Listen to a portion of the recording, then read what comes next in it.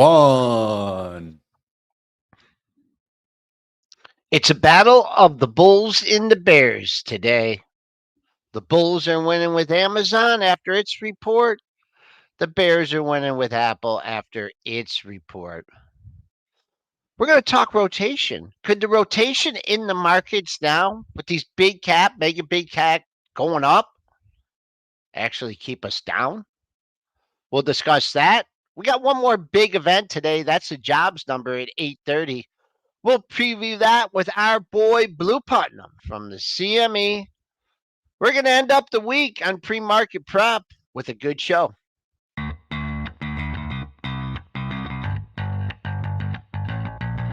Coming to you live from downtown Detroit, this is Benzinga's Pre-Market Prep with your hosts, Joel Elconin. This is a volatile puppy here, isn't it? And Dennis Dick. I'm bidding a penny. I'd buy that stock for a penny.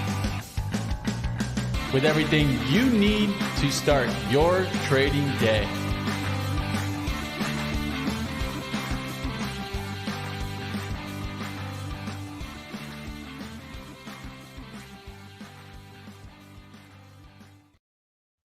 All right, good morning, traders and investors. We're starting out in the green after a rocky pre-market session, up 2.25 at 45.24. All important low of the day yesterday, 05.75. Bulls have to vigorously defend that. Buck, it's up, just a quiet range, working on an inside day, holding yesterday's low, up a couple pennies. Bonds up a 1/4 point. Oh, man. What a rough 3 days for the bond market. We're at 120, basically 120 and a half. Crude, that's up 28 cents, but we got a triple top forming at the 82.25 level. Gold in the red by 270 at 1966. Silver going the same direction by over 1%. That's down a 1/4 at 23.45. And I don't know if my Bitcoin quotes work. It's down 150, but every time I look at it, it's at like 29,260. Triple D, I know you always got a good feel, a good take on the market, and I usually do too. But man, right now, I'm looking at all these big cap stocks. Microsoft up nearly 4, Amazon up 10, Nvidia up 3, Tesla up 2. How come we're not like 15, 20 handles higher? The exact opposite to what has been happening for the last 6 months is rotation was, always been the problem where rotation, and if we got a sell off in a stock, it was something else picking up the slack. We're seeing the opposite problem here now. You can get the mega caps going up, and what do? The rotation is keeping us down. So you have the IWM getting smacked around here this morning. It's down 0.3% because you know what? The tech stocks are up, but they want to sell something, and they don't want to buy the SPY. And if you don't want to buy the SPY, you got to be selling something. They're selling the small caps. The banks are under pressure here this morning. Some of your value stocks are looking like they're under pressure here this morning. So exact opposite. I mean, we have turned in sentiment here. Is it temporary? That's the big question. We don't know the answer to that, but we could feel it last week starting, and this week has definitely been the case. Rips getting sold, rotation holding us down instead of rotation holding us up. Lifeblood of a bear market, JC Perretz always say, or of a bull market is rotation. Well, it can work the opposite way too. And we're not in a bear market here, but we have turned temporarily. We have turned. Sentiment has turned. Amazon, Apple to the rescue. Amazon tried last night. Apple, we're not being rescued so far, though. Maybe it's going to change, but so far, really not so good. All right, let's bring in Money Mitch here. And you looked at the pop. Let's do the Amazon report first because it was a wonky close. They had a quick, I really thought we were going to rally into the close. They smashed it, 8 handles, and then you blinked. Just a blink, and we were off to the races. So what did Amazon do to get things right? Well, they did what Amazon usually does, and that's beat, baby. Let's talk a little bit about that. Adjusted EPS at 63 cents, beating the 34-cent estimate. Sales at 134.4 billion, beat the 131.54 billion estimate. Revenues increased 11% year over year. They see Q3 revenues at 138 billion to 143 billion versus a 138.25 billion estimate.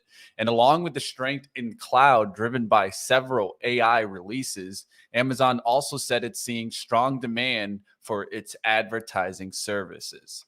So I think Amazon pretty much told us there is no slowdown. If anything, we're ramping up. At least for this company, things are looking really good.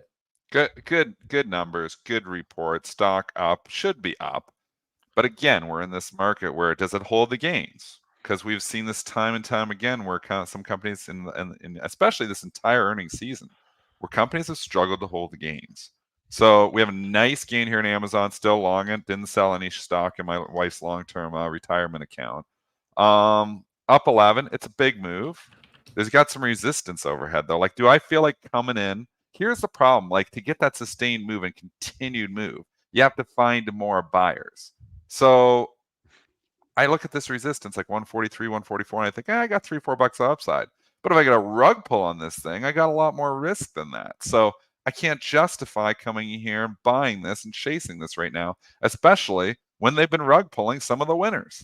So I think talking as my book to a certain extent here. But if I had this on for a trade, I would probably ring the register. Again, I don't have it on for a trade. I have it on in my long-term investment accounts. I'm trying to separate it. Got to own something. Amazon's a pretty good company in the long term. I think it's going to be higher 10 years from now, 20 years from now. But I just don't think I'm chasing it here today. Yeah, it's straight. I mean, this is the one that, if anything, when we were talking about the two stocks, this would be what this was when I was hoping that we'd get a dip and buy the dip because I didn't want to buy the dip in Apple. There was no dip. It was a rip. We went to 142.97 in a heartbeat. We're $3 away from that level. So it's important. It's from what we've seen in the Caterpillar, from what we've seen in all these good earning reports, ALB. If this is it, if you got to do a cat, this has to pull a cat, catch a bid, maybe, open 140, tick 139.5, catch a 140 bid, take out 143, keep on going. I just don't have the confidence that it's going to do that. It's traded a lot of volume. It certainly can open up at this area. But if your target's 140, 141, 142, 143, get a look at it early in the session. I guess also you could use the open in this one too. Like if you do open up and blast off and then come back down through the open, absolutely no reason to be long if it takes out the that early opening range. Bottom or the top of yesterday's range, way down at 129.84. I mean, and even Caterpillar here, Joel, last couple days starting to leak. I mean, this is their poster child for the what you want to see happen to continue the bull market. Well, the last couple days, not so great. Got up to 293, 281 yesterday, starting to leak a little bit too. The one thing Caterpillar has is a very low PE. So, we know the PE is expanded to a certain extent here, but it's under a market multiple here still. So that helps.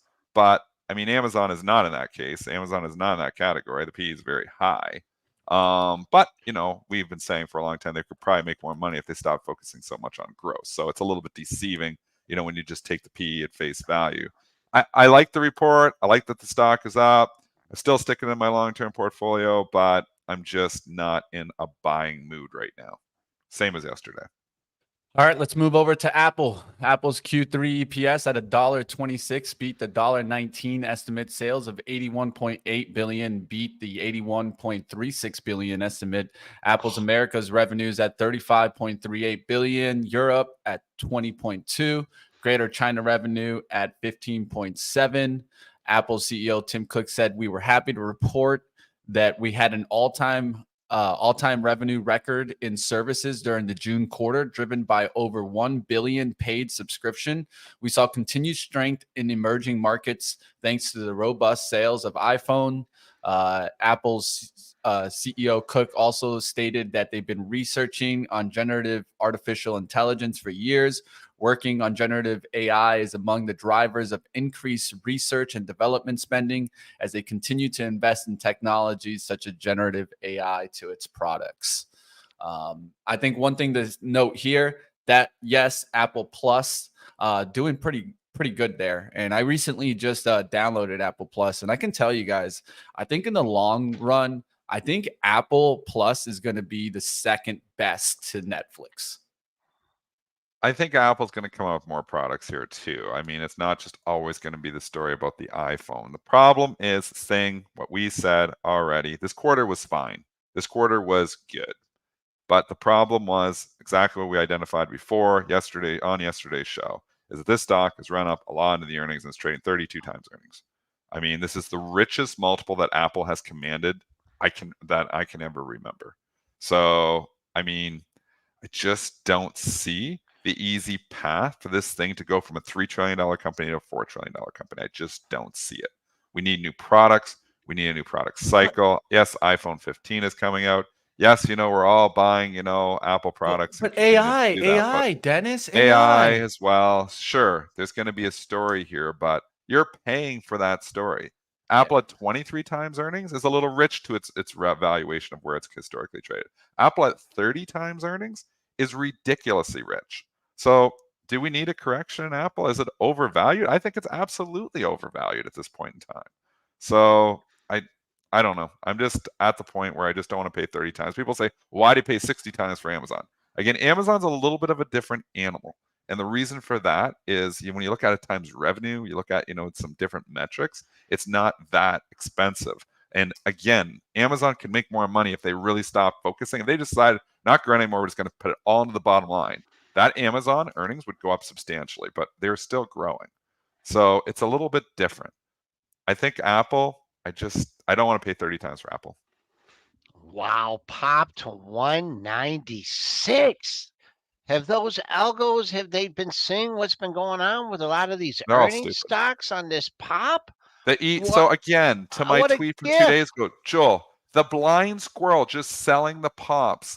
If you're selling the pop on every single stock, you're losing on a few, but you're making on a lot of them. I bet you overall, you're making money. There's probably a strategy to sell every earnings pop. You're going to lose on some of them, but it seems like there's so many that are giving it back that overall you're probably going to make money. So if you could do it on 100 stocks, if you had, you're a hedge fund and you're just like, I'm going to sell short every pop, right after, they pop 5-6%, I'm just going to sell them all. You're going to get killed. Amazon's up 8, so you're losing on that one. But, here you are on Apple, it pops up and immediately gives it back. I mean, it's a little bit to look at the reports too and how good are they. But the algos are just blindly looking at the bottom line beat and the top line beat and buying are stupid. There's a lot of stupid algos out there. It's not Citadel. It's not Virtue. It's not the ones you think about when you think algorithmic trading. There's a lot of other companies, smaller hedge funds, running algorithmic strategies that honestly don't know what they're doing. So not Citadel, not Virtue. They're not out there buying these things on these earnings pops. I can pretty much guarantee you. 15-day trading range. Speculative algos. 15-day trading range in Apple, with the top of the trading range being 196 to 197. But you know what? That doesn't do you any good now, right? Because we're down 5 sticks. We're off the pre-market low. That could be a good number, 185.12. If you're looking at that, couple other lows at 185. So I'll call that minor support now. I love the 192 level yesterday if you were a long-term trader. I don't know if you're going to get back it today. I think resistance comes down to 190.69. That's a bottom of yesterday's range. But do you see how much cash they have? Do you Apple? see how much? Yeah. That's a pile. It's a huge pile. Do you know what the exact number is? No, I don't know where it's at now. What's it at now? 166 billion. Yeah, they do have some debt. They do have a little bit of debt, which I don't know why they don't pay that off. I guess maybe because they got the cheap rate, but eventually when they have to refinance, they'll probably just turn around and pay that off. So how much debt? Let's go look. Because Apple, they never had debt, and then everybody said, oh, the money's 1%, you better incur some debt, which actually probably worked out for them because rates have come up, but they're probably still tied in. You look at they that got $97 billion in debt, Joel. So I think what would happen here if I was Apple, I'm not Pay down Apple, some I'm debt. not, in Pay there, down that but I debt, think when that debt starts to mature, I ain't refinancing at 7% or 6%. Maybe it's gonna be cheaper for them, maybe 5.5% or 5%. But I probably am just like using some of that Retire cash it. and paying off the debt. So they can pay it off when they want to. When rates are 1%, might as well load up the debt. When rates are 5%, I mean, I'm in the same boat. So, I have some debt, that I incurred. I talked about this before too. Locked in on one of my rental properties at 1.64%. I remember that. I got the 4-year mortgage, 1.64 fixed. When that comes due in a year and a half, Pay it. I'm going to pay it Pay it off. off. Yeah. Yeah, because it's going to come back to up to 6. I have that luxury to be able to do that. Apple has that luxury to be able to do that too. So it's why the banks, like I look and it seems insanity where I'm borrowing at 1.64% from Scotiabank, and I got a GIC for a pile of money tied up, giving me 5.2%. I just got that money locked and geared. So I'm literally just making like 3.7% on the spread from the same bank. And when it comes due in December of 2024, I'm going to take that GIC, cash that thing in, and pay off a lot of that debt. So, I mean, I think there's just some arbitrage happening there. And that's why the regional banks, had some trouble because there's, obviously the rates have come up. So when you're lending long and, the short-term rates go up there, it doesn't work out that great. But this is I not bank remember when you were conversation, it's an Apple borrowing at conversation. those rates. Yeah, let's bring right? it back to Apple, guys. Yeah. I'll reel Okay. you guys in a little bit here. My biggest thing that I think is very important in this earnings season was not necessarily listening to AI now comments from CEO. I wanted to see what? Revenue. Give me exact information on how much you are making on AI. None of them have done so. And what did we hear from NVIDIA? There was analysts saying that NVIDIA could mint 300 billion in AI revenue by 2027. Give me exacts here. I think that this is what's affecting the AI hype. Microsoft gave you that, we will see revenues increasing from AI, but kind of like they're going to slowly build up, right? Nothing that we're giving you right now. Apple, what do they give you? They give you that they're working on research and development, but nothing that they're giving you right now that's going to the bottom line of revenues from AI. This is how you blow up the AI hype. You show me that there's no real revenue and that it's just hype looking forward. And Microsoft said that when they said gradual, it imploded the stock. Don't kid yourself. Microsoft has been in the gutter, and it's now at 326 since the commentary. It was 349 when the CFO came out after hours. It was 349 when the CFO came out and said AI growth, revenue growth from AI is going to be gradual. The stock dropped $5 on that, and it basically burst the little mini AI bubble. It's like, why are we paying 33 times earnings for your company if the AI growth is going to be gradual? We want it to be robust. And that is why, we've had this AI expansion of multiples here where everybody thinks it's imminent.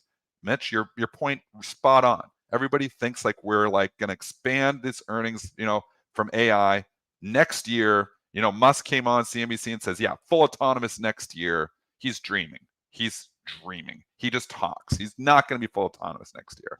And so there's going to be a rude awakening for some of these people who are just like, AI is going to change the world. It is, but it isn't changing it next year.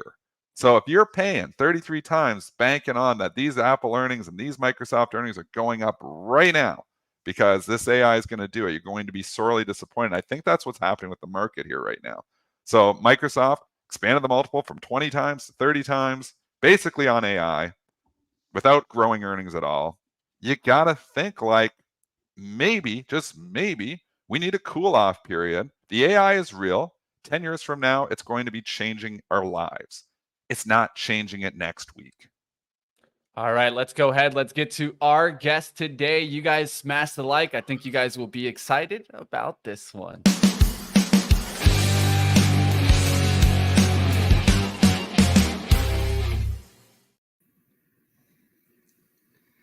You're on mute, Joe. You're on mute. Oh, Joe, don't do I it. wasn't Joe. on mute. My boy Blue, how you doing? Blue Putnam, chief economist at the CME Group.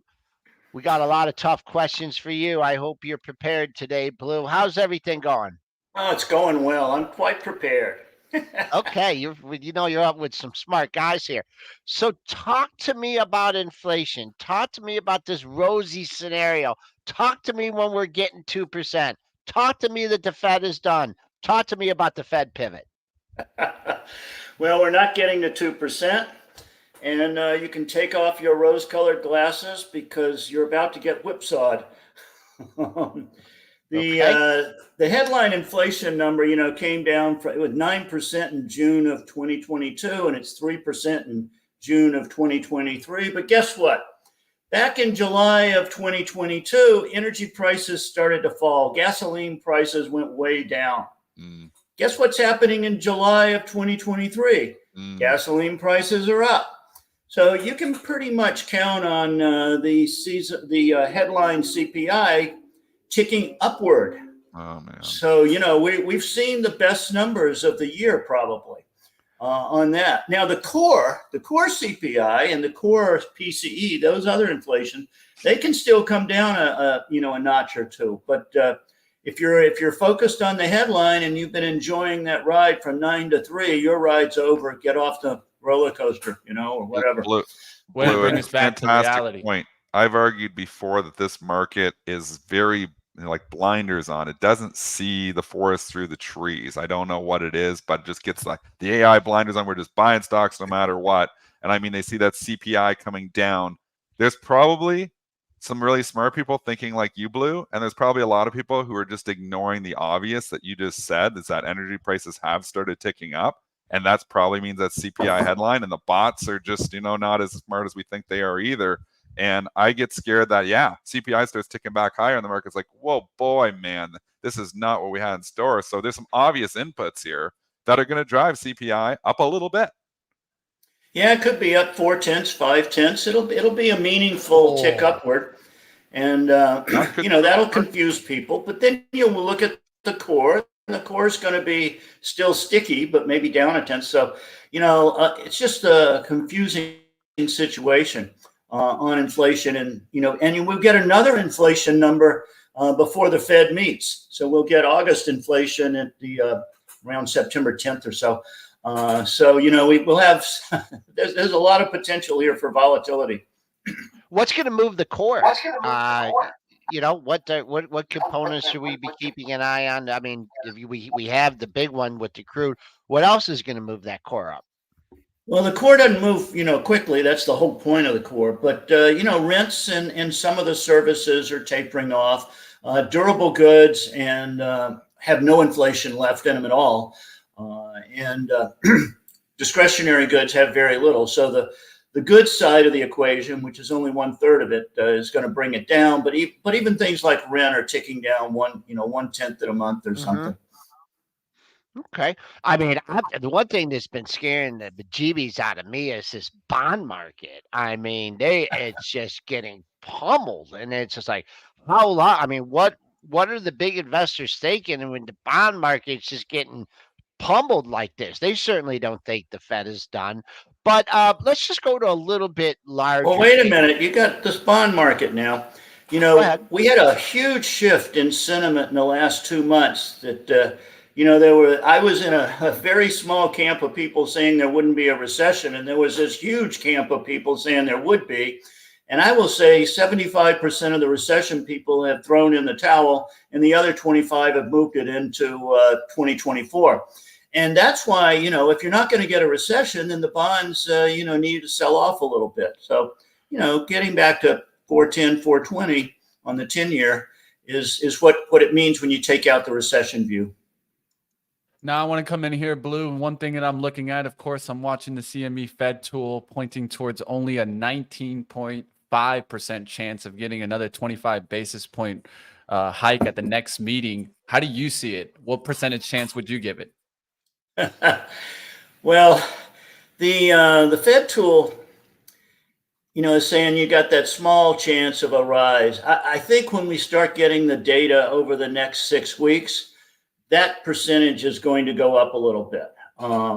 There's going to be more and more debate, but the one that's really going to go up is the next month out. The end of October meeting is where, because Jay Powell kind of told us we're going to go slower. what slower means to him is every other meeting. And I don't think there's going to be enough data to change the every other meeting story, but I do think there's going to be enough data to put October, well, the very end of October, get ready for Halloween, shoot your fireworks, whatever you're going to do. But that's the meeting that's in play. And we'll see where it goes. There's still plenty of hawks on the Fed. What about just the overall impact of interest rates on the economy? I'm kind of the stance that, yeah, we may go up a little bit more. I don't see any kind of easing happening. I don't see, it was just not good for rates to get as low as they were, for Dennis to get his 1.6%. Like if I said, how could you argue someone saying that, yeah, we could be at between 4 and 6% for the next 2 years? Maybe longer. Okay. Yeah, That's the interest problem. rate. Yeah, Blue, well, the interest rates expand on that. Sorry, that's the No, problem. go ahead. Yeah, that's the problem, and I want to get your thoughts on this here too. I mean, people can stomach higher rates in the short term. They can find money. Okay, I've got my payment. Well, I can make these. Like I had dinner with somebody like a month ago, and they were talking about their mortgage rate coming up, and I'm like, they're locked in Canada. We do mainly 5 years. It's like, I got another 2 years on this thing, and I'm locked in like 2.1%. I'm like, what happens in like 2 years if we're up at 5.5 or 6? And he's like, well, I'm just hoping, the rates are going to come down by then. Everybody's got that same story. I hope that rates come down by then. What if rates do stay higher for the near future? What if 5% or 6% is the new normal? What does that do? Does that eventually put us into a recession that people can't stomach that long? Or will people just continue to find the money? People will continue to find the money. You get recessions when something fairly big breaks. You can have a subprime mortgage crisis. You can have a tech wreck in the equities like we did in the late 90s, early 2000s. But and Silicon Valley Bank didn't break the system. The network came in. The regulators figured out how to patch the hole. And so but you don't get recessions just from interest rates creeping up. And of course, they've more than crept up. But you don't get recessions just from rates. You've got to break something pretty bad. And as long as we're printing jobs and people have money to spend, then you don't get that recession. So I'm not in eventually we'll have one, but it'll be from a black swan that I'm not seeing yet. It won't be because higher rates. Now, the higher rates do slow the economy. So it's not like we don't get a recession. Okay. But we do get slower growth.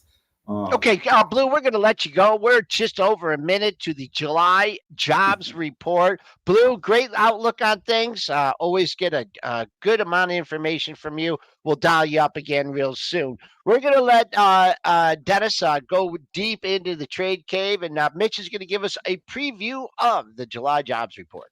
Always good to have you, Blue. Thanks, Blue. All right, let's get back to the markets. We're going to take a look here, and we'll see how it hits. Of course, you guys see the 1 minute chart, and be careful here, guys. Non-farm payrolls expected at 200,000, prior 209,000. That's non-farms coming in here. Unemployment rate also coming in here. The prior reading was 3.6. A consensus is 3.6. Expected to stay right there. We'll see what happens. And honestly, right now, I don't know if it necessarily comes in hot, if that's a negative or a positive. So be careful here, team. We'll see on the price action how the market moves. All right. We're trading within the parameters of yesterday's session. Yesterday's high, Globex high, 47.50. We got to 47 overnight. On the downside, that wonky close at 21.75. Our low was just below that at 19.50. So technically, technical setup here, pretty good. I don't know if we're going to breach either of those levels, but we'll see. First reaction is down just a tad. Buy the dippers come in. We're rallying. We're kind of stuck here at the 45.30 area. Wow, we All are right, chopping. we're coming in here, guys. Non-farm payrolls coming in at 187,000 versus 200,000. So coming in light. Participation rate at 62.6% versus 62.6% estimate. So that's coming in line. Unemployment rate for July at 3.5 versus the 3.6. So now we're going down in unemployment. A little bit confusing there. Private non-farm payrolls at 172,000 versus 179,000 estimate. Average hourly earnings month over month at 0.4% versus a 0.3% expected. So average earnings up a little bit for the month over month outlook. How do we weigh these numbers in? Let's just look at the price action. How are we looking, Joel? It's like we are almost exactly where we were. I think before everyone's the like number me, came up. maybe. Not sure if good news is good news, bad news is bad news. We're all a little bit concerned on the overall action that we've gotten recently in the market Pop and from drop. the earnings. Yeah, you went down. You tested the low of the day, and you popped. And then they tried to make a run at the high of the day. I'm just gonna say I'm not gonna give out any individual numbers today, but I know we have a flow between bulls and bears and or whatever market sentiment. This rally has to hold today. This rally after the price action this week, the way that that things have sold off on the earnings reports, I think it's a really important day. Not it don't have to be up 40, 50, 60 handles, but I just feel like it's those days where the buyers have to come in strong. We're off the low for the week. But man, we stopped, and actually on the pop there, if you want a good number on the upside, we stopped just shy of Wednesday's, or right at Wednesday's close at 37.25. But we were at 45.30 before the mark, before the number. We're back at 45.30. Is Dennis? Dennis is probably getting some pretty good trade action off this. Mitch, any technical or fundamental thoughts here? I mean, unemployment's not going up. The Fed is not winning on that front. Yeah, one stock that I'll be watching, and I've just been using it as a little bit kind of an indicator for the market, is Microsoft, right? We've been seeing that continue to leak. It's starting to come back a little bit here with this number. You can see it trying to get back above the 331s in the pre-market. So that's one stock that's just on my radar, right? If they could bring Microsoft back, maybe we can start stopping this leak, like put a plug in it at least for a day or two. I'm keeping an eye on Microsoft. What are you guys keeping an eye on? Dennis, what are you seeing out there? Just the number. I don't think this moves the needle either direction. I think you got some chop. It's not like it's like it's close enough to consensus that I think the overall sentiment still here where we turned last week. I don't think this is going to be enough to turn us bullish and be like, well, soft landing. I don't see them coming that way. And I do think like this doesn't give anything to like make the Fed start thinking, yeah, we need to like start lowering rates here right away. So I think it's more par for the course, this number. That's why the algos don't know what to do with it either. And I don't know what to do with it. We're kind of in the same spot as when the number hit. So, I just take that and disregard this number. TLT not rallying on it. We don't talk about it, but man, we do talk about it, but man, this is a 3-day collapse in the TLT. It's a big move from 100 down to 94.85 here now. It is trying to go down and make new lows here right now too, which is not good. I'm telling you, eventually this TLT keeps going down. The market will eventually pay attention. Rallies are still being sold here. This market is guilty until proven innocent right now. So I'm going to keep saying, take the profits while you got them, because I think tougher times are ahead. Okay, we really are back right where we started from. I don't know. This just feels heavy. It feels like there's sellers out there. We can talk more about the jobs number in a minute, but Dennis, I hope you're not long any Icon Enterprises. We'll talk about that in a second too. There's this overhead supply in everything. This is why the rallies aren't holding now, because we created overhead supply. We've created losses. We're not making new highs on the year. So now we're creating people who are like, holy cow, I'm up so much this year. I look at my long-term portfolio. I kind of want to go to cash. I kind of want to just go 100% cash because it did pretty dang good. This year's been a pretty good year. A lot of stocks, really high. Like even the Airbnb, I'm like, I sold half of it at 151. It's 137. I'm like, why didn't I sell it all? Like you look at it and you think like the AMD, same thing. I sell half. And they're like, well, it's bouncing back AMD a little bit here. Get off that level. Holy mackerel. And the GNRC, I was like, I wish it would have been Mark Chaikin. I wish I would have listened. I didn't know he was even selling it, but I bought it when he was interested in it, and then he sold it. But 150, I mean, it was good out for Mark up there. Stay with the power gauge, man. Come on. You got to subscribe to It's like this market. You know what, though? Nothing kills demand like losses. Nothing kills demand. The buy the dip mentality hasn't worked this week. People coming in and buying the initial dip on some of these stocks are getting burned. Well, And let's be that honest. will snowball. Why were people buying the dip? Why were people Because buying the dip? because it was bouncing working. back, but the stocks aren't doing it. Because we were in this like AI ramping bubble, and now it's no longer this AI ramping bubble. Look out, Dennis. We're gonna try to go red here. Look out. We're going red. Yeah. Yeah, that's why I'd be a little bit careful, even on a stock that's doing Under really well. I would say today. under 40 or under 4,500 today. I mean, that's only 20 handles away. That's not I mean, we're trying to get closer towards at least 5% correction, right, in the markets. That's what I'd say. At least I'm seeing a 5% correction probably coming in. That will put us down below that level that Joel's talking about.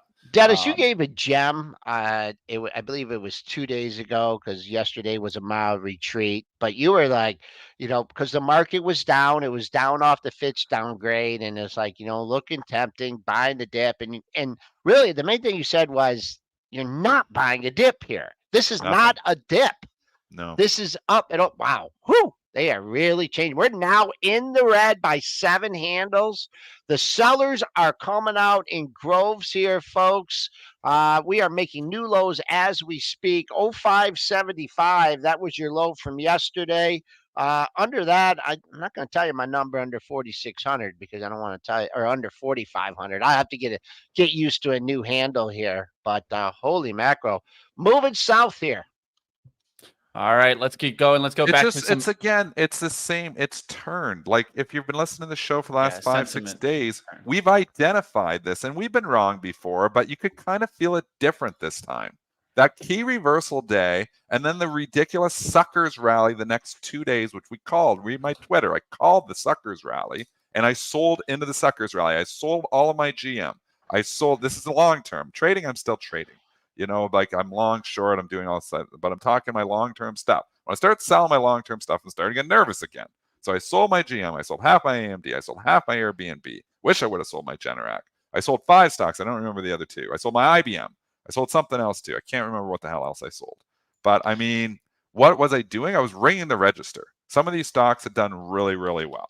And I was ringing the register, and I wish I would have rang it on GNRC too, but I did not. I mean, you got to keep holding something. Well, you don't. If you're a trader, you don't have to hold anything. If you're like just, a trader and you're just long stocks, I'm just blindly buying the dip because it works. Well, it worked all year. It worked really well. I mean, is this a dip when you just rallied 30%, you sell off 2.5%? Is that really a significant dip? Or do you still think this trend is intact and the story continues? I feel like the story has turned. I feel like sentiment has turned. I feel like TLT is telling me a story. TLT be careful. is screaming at you. And I'm listening. It's screaming at us. TLT is screaming at us. Mm-hmm. It's screaming at us right now. Hey, we're not listening.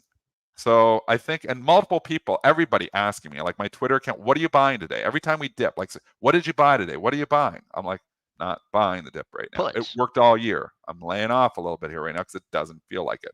Yep. Are we going to get chop? Are we going to get more opportunities? But yeah, but sell the rip. We were up 20 handles overnight, Joel. 20 S&P handles.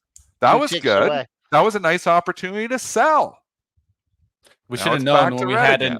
We should have known when we had an all bullish day. Plasma's calling it out. We should have known that day. But we had an all bullish day. That was the top. When we did the all bullish show, it was a little bit tongue in cheek and a little bit joking, but it was like everything just goes up. Everything just goes up. And again, when Tupperware's going again here today. This is more indicative of market tops. Joel said it on this show multiple times. When you start seeing the trash just get relentlessly bought, bankrupt companies like Yellow, let's be honest. YLL, just buying them. That's speculation bubble. When you're in a speculative bubble, it's time to ring the register. Just know that Tup's done this before. Just look at the chart. It'll tell you enough, right? If you look to the left, what do you see on that daily chart? A nice little pop, about 78%, and then it went right back below those levels. So be careful on these stocks, guys. They're wicked when they turn around. All right, let's keep going into some of the earning stocks. We got a lot to go through, so I'm going to keep us running here. Let's go to Can we do the IEP first? Yeah, we can talk about IEP. Let's go to it right quick. Icon definitely getting smacked here. I think you grabbed the news. If not, I'll grab it right now. He cut the Cut dividend. the dividend in half. Yeah. Cut the dividend in half. There you go. That would definitely do it. I mean, has anyone really wanted to stay in this IEP? I mean, I personally, anymore. I wouldn't touch it. I wouldn't have touched it since it broke 50. But hey, look at that breakdown. Holy, that was the best technical breakdown ever. Like that 50 going through there. It sat there for a year just on that support. And then just boom, $28 like overnight. And then we're like, and then just continued and got down to like 18. Now it's rallied back up. But you know what? When you get these bear market rallies in these individual stocks, and that's what that is, the check back, almost the 50% retracement. If we went from like the 50 down to the 18, that's 32 points. And then you take that 16 add on to that, 33, 34. What the hell did we hit? 35, 36. Yep. We did a 50% retracement of the sell-off. That's when you sell. I don't know what to tell you on this one. Cutting the dividend, that is symptomatic of other things going on. Just give you some lows in this area. I have not taken it. We're coming up on some daily lows, but they're lower than this. So actually, you got a pair of lows at 3 lows at the 2150 area. So use that as a potential support point. Bouncing right back here. Now we're 9 up, 9.5 handles. So the bulls are not going down without a fight. Do you know how many people still have the buy the dip mentality, though? You're not going to just break them overnight. That's why I keep saying, don't sell the dips. You're going to get these pops because there's still everybody believing that this time is the same, that we're just going to continue. PE on Apple is going to go from 30 to 40, and I'm just going to continue to make money. That's what everybody, Dan Ives is up there on CNBC every single day, tooting the horn. And, he's been right. So we give him props. He's come back a long ways. Obviously he's been bullish the whole way down too, but, it came back all the way up. Stayed bullish, stay in the bull camp. Gene's bullish on it too.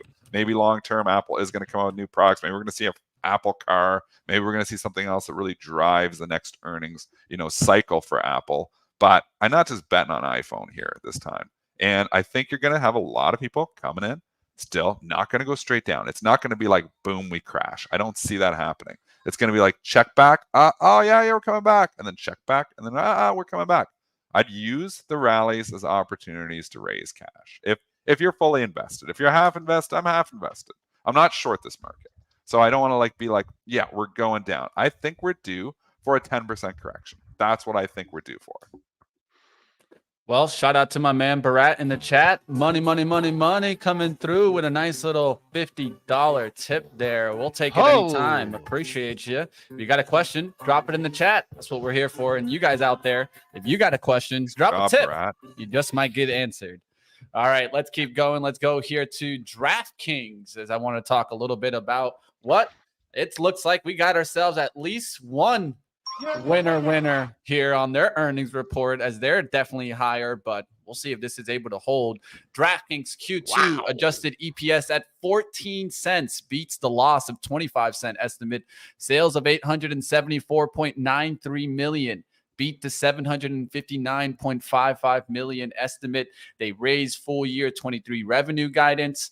The company also ended the quarter with 2.1 million monthly unique paying customers that are paying more. The average revenue per monthly unique paying user was at $127, which was up 33% year over year.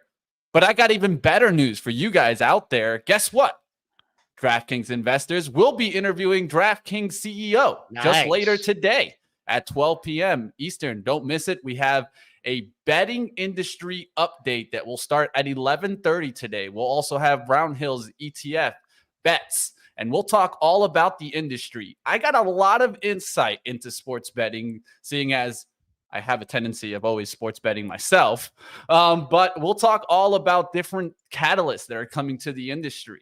What are the things that you should be watching in this space so you can be an expert? Do you want to know which ones are the leaders and why? We'll find out, of course, on our betting industry update. But I'll kick it to Dennis and Joel. What are you guys thinking? DraftKings? I love this company, and I think they're doing a lot of things right. It's just run a little bit too far for me, but there's a story here. Story could continue to propel it.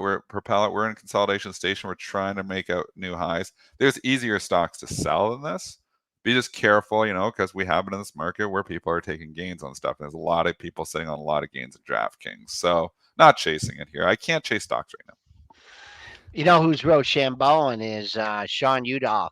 He liked this thing all the way down, and I'm sure he's stuck with it. Hold Now on, Joe. He gave that call out at 30.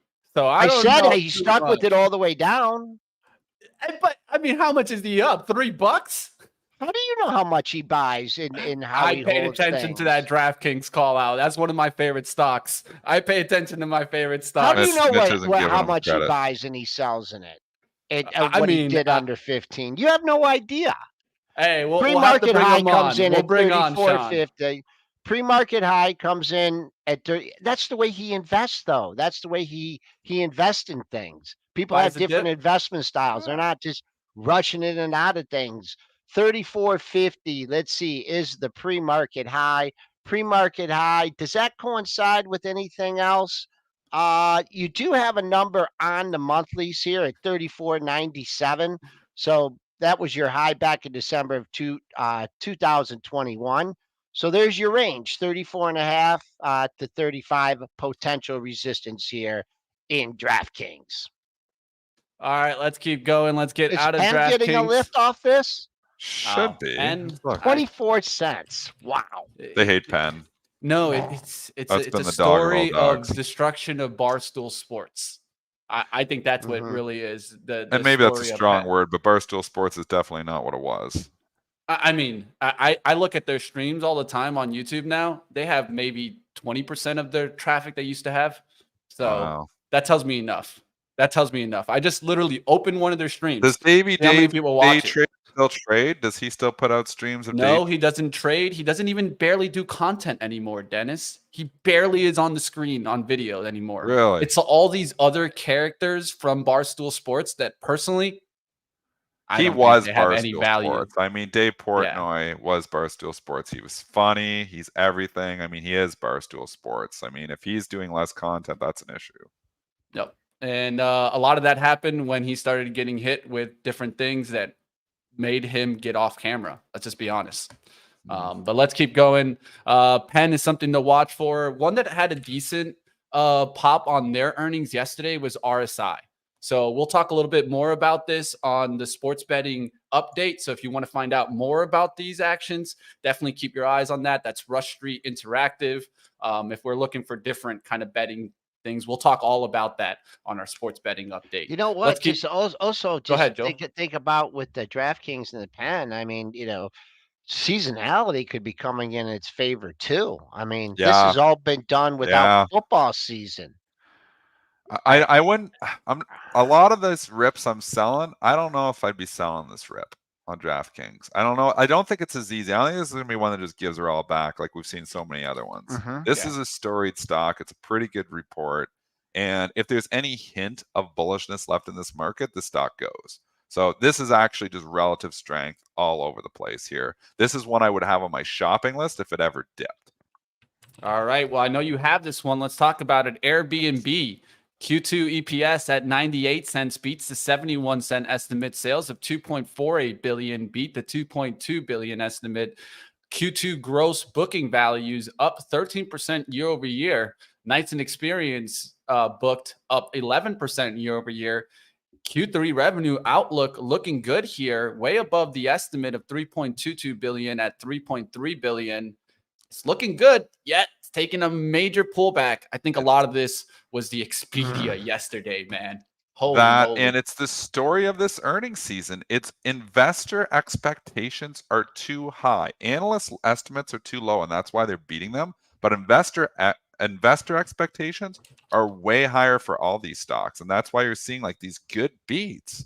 This quarter was good, but it's just not good enough when the stocks run from 110 to 150. Yeah, pull back. Expedia hit it yesterday for sure, Money Mitch, and it's pulled back, and I'm long the thing. I think you're buying pullbacks in Airbnb. I do, maybe back to 130, but right now bears are in control. So I'm not coming in on day one here at 138 and saying, yeah, this is, because I just feel like the Bears are in control. Maybe today they're not, but I feel like they've gained a lot of control. Dan Niles going to come up on CNBC too. He's always fun to watch. Icon back at that 2150 area. I mean, where do you buy this one? I mean, you're absolutely in no man's land on this one. I like Dennis's number. Oh, the pre-market low did get close to 130, Holy, 131.03, really? 131.06. Yeah, I just noticed that. Right on that initial Wow. print. Wow, those news Wow. algos. There, they doing on that one, Joel? They buy it up $3 and they sell it off 15. Are they puking it out? You think they're buying it and then they're just puking it? Like we obviously will never know who's behind these trades, but in that opening bar, Good Lord. there's so much algorithmic action. It makes you almost think like the algos are like beat, buy, and then it starts to pull, and they're like minimize the risk.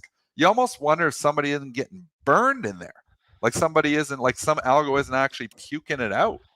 Wow, what a move. And no reason to sell us down to 131 on this, down 10 on this report. Again, if it's turned, it doesn't matter. Like numbers don't matter as much. But I got to tell you, everybody who thinks that AI is going to take over the markets and put traders out of business, I tell you right now, the algos, again, Citadel Virtue, we're not talking the market makers. We're talking like the speculative algos that are trading earnings reports, trading headlines, doing different things. A lot of those aren't doing that great. So, a lot of these, some are technical based, some are fundamental based, but, a lot of these, headline algos get it wrong a lot. And I just think that there actually may be some losses behind this where you got an algo buying it on the headline number and then it starts going red and they're like, we got to minimize risk, because we know this is the strategy. We can't have this thing to go from green to red. And then they start, and there's no bids. I mean, after hours, the bids could be $2 lower on that Airbnb. So then they're just like relentlessly hitting bids, and then it pops after they're done. You wonder if that isn't happening. That was all that price action was in 5 minutes when it went from 146 to 132. Or 131 I and didn't even know it went change. down to 131. I didn't even notice that. I'd There's like a few other things to trade at that time, though. I'll tell you that. Street leading the right way into the report, right? They were taking some profits. And so what I like the 130 area too. I don't think you're going to get there today. The reason I like it, you've had just about a 50-point move off this 105. And then 155 was just about the high. So that's halfway back. You got a couple other lows in the area. But you know what? You're $7 off the pre-market low. The SPOOs are ripping.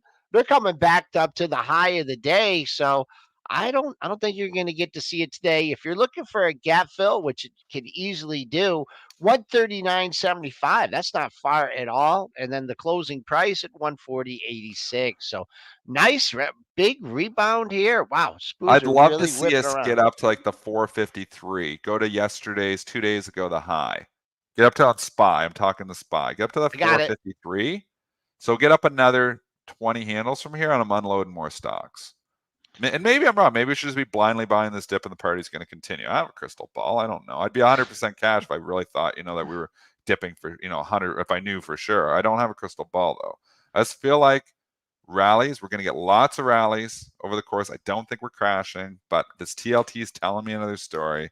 I have concerns, and I'm raising cash. 5 to 10% correction. That's what I'm looking for until I go buying the dip. Until I see at least 5%, I'm not going to buy this dip because I just feel like we're going to get at least some type of correction. Doesn't mean we're going to get destroyed, but some kind of correction off. And maybe we're wrong. Maybe too many people jump to the corrective phase right away. Maybe we're wrong.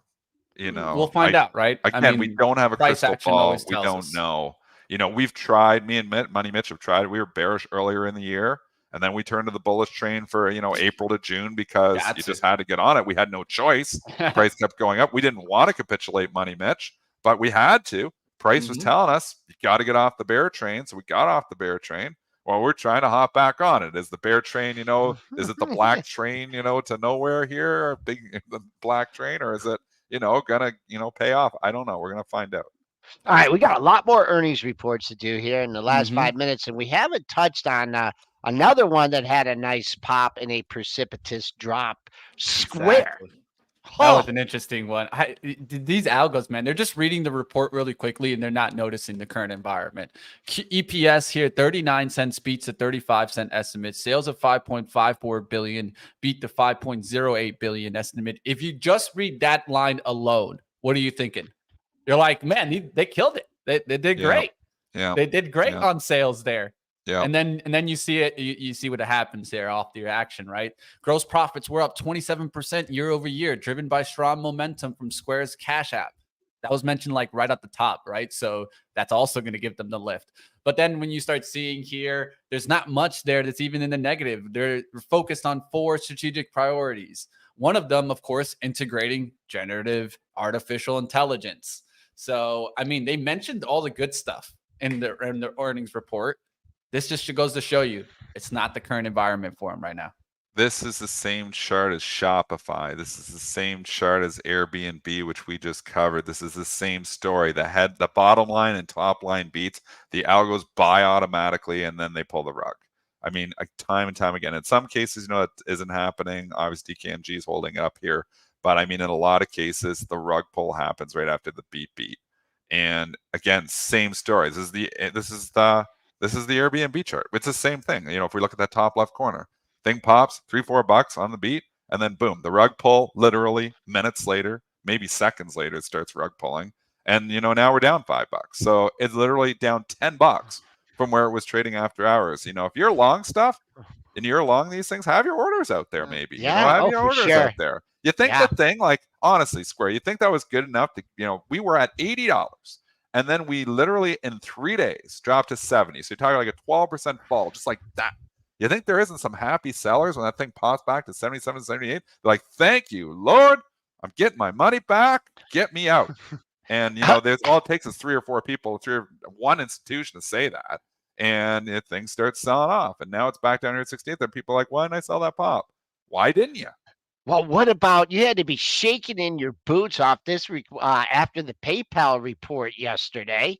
I mean, you had to be, if you looked at the PayPal. What does the PayPal chart look like from the after hours? Can you see the after hours action on that one? Did it get any of a pop? It never did. Yeah, there's the PayPal. But boy, oh boy, if you're paying attention to your technicals, I didn't think it would have got up there. But you gave yourself a gap fill here. When you gapped down a couple days ago, you had a low at 77, 76. And you just got above that when you went to 78.5. What a gift. That's not going to do anyone any good now. We're so far away from it. We are on the pre-market low. I could just give you the next daily low as a potential target, and that would be 66.72. Your much better support is under 65. You had a couple lows. I'll call it at 63.75 for SQ. Do you buy the PayPal at 60 if it goes to 60? Question, just asking. All the way back down? Yes. All the way back down on the first shot. I think I cannot believe same thing like I was thinking on ripped Square through 66.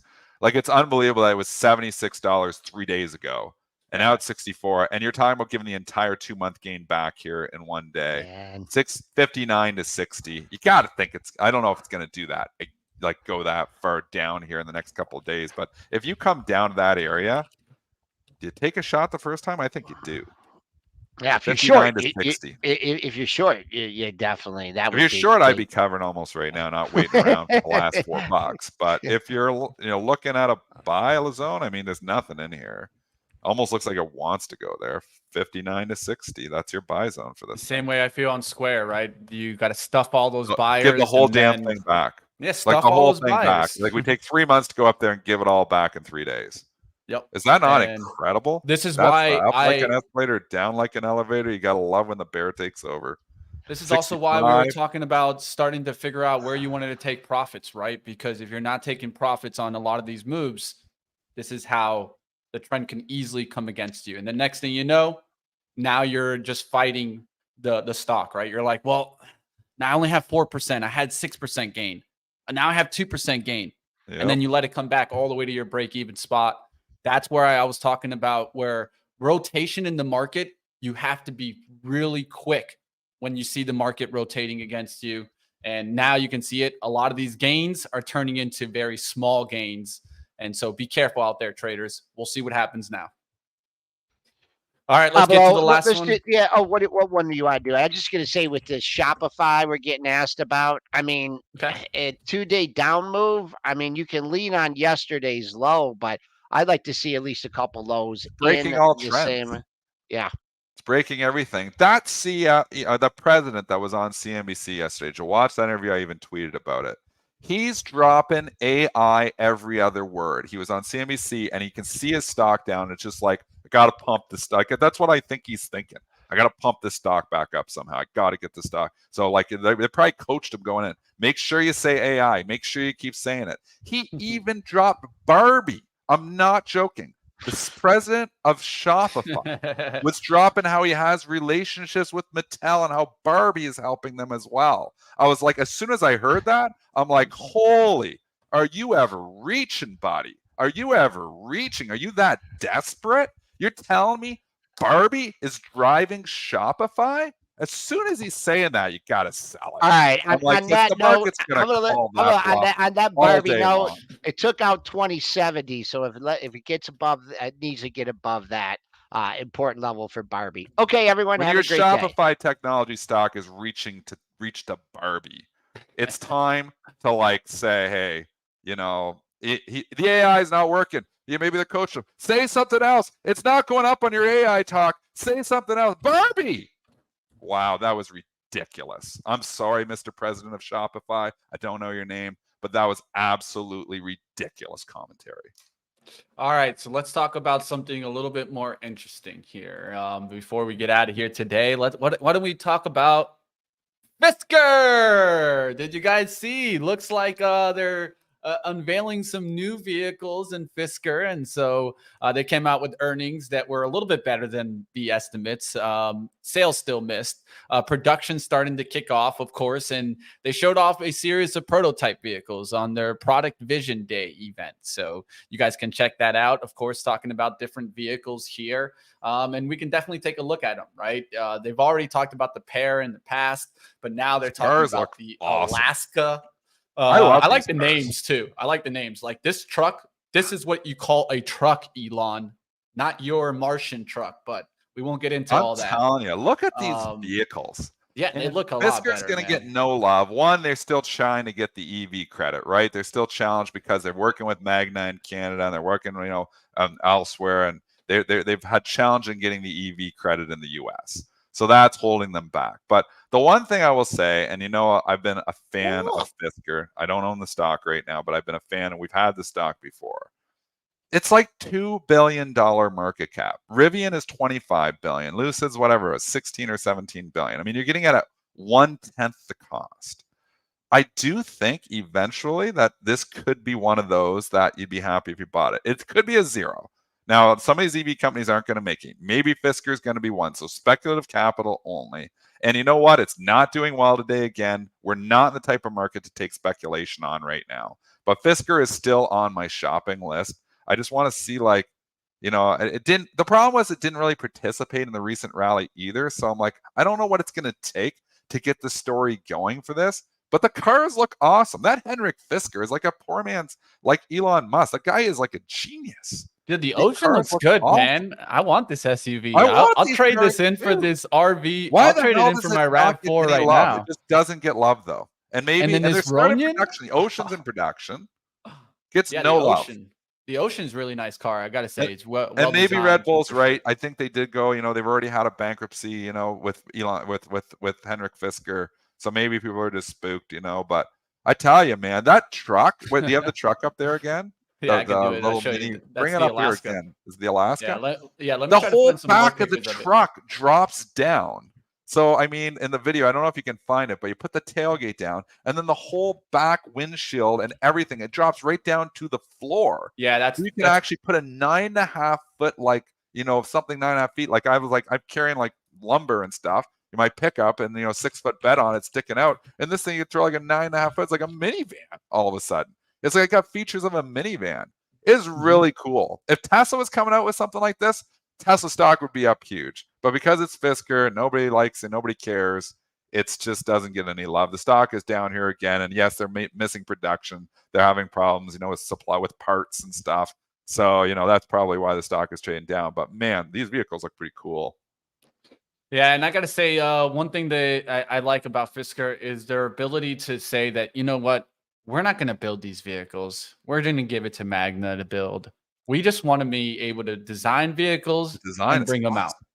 The design you itself gotta is find out like enough, the man. profit margins. Maybe they don't have the margins because they got Magna involved, and there's lots of things to think about here. And maybe it takes more research and looking further. But I tell you, just face value, looking at those vehicles, that looks like it's just as cool as Rivian. It looks just as cool to me.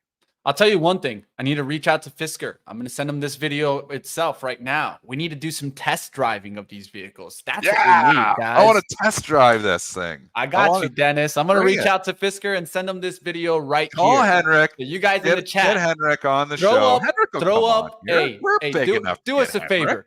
Throw up an FSR in the chat, team. If you guys want to see some test driving of Fisker, I'm going to record the chat's reaction. I'm going to send this to them. Like always, we love to reach out to companies. my boat behind it. We're going to do a test. Yeah. It doesn't look, that's not an F-150. Let's be honest. This is a small, like Ranger type, it's not There you go, chat. That's what I wanted to see. I see you guys out there waking up. You guys want to see it. Guess what?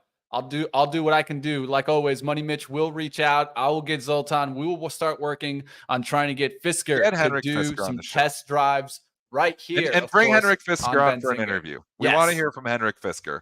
Call him up. I want to interview Henrik Fisker. I want to interview him at the factory. His company forever. We'll do it.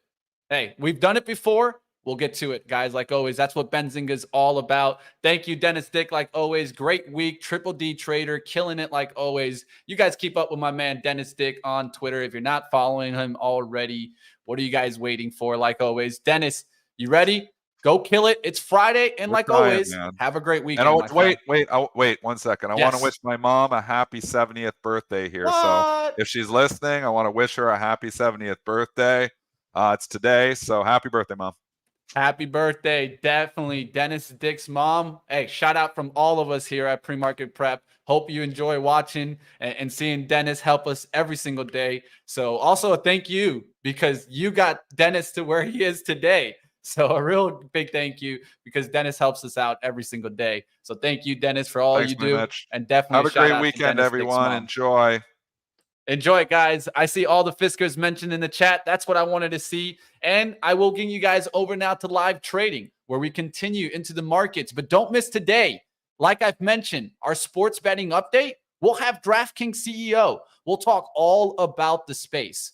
Trust me, by the time that special's done, if you don't know what's going on in the sports betting industry, I did my job wrong. So come find out. Level the playing field, of course, right here on Benzinga and keep getting to your trading action. We're on with live trading up next. Nick Brown, myself, getting after the market. We'll see what I can do today. Let's see if we can find some good trades. Will we bounce today? Let's find out on live trading, of course. Hit the like button. Always good to see you guys here on Premarket Prep. We'll be back on Monday, but we got a lot more for you guys right here on Benzinga all day long. Let's get to the action. Hit the like button. I'll see you a little bit later today on live trading up next. And then, of course, the sports betting industry outlook. That starts at 11:30 a.m. Eastern, 12 p.m. You guys will get the interview from DraftKings CEO, Jason Robin. All right, stick around, guys. Chris Ketchy will be on with me on that show. So I'll see you guys a little bit later today. Let's go do some trading action.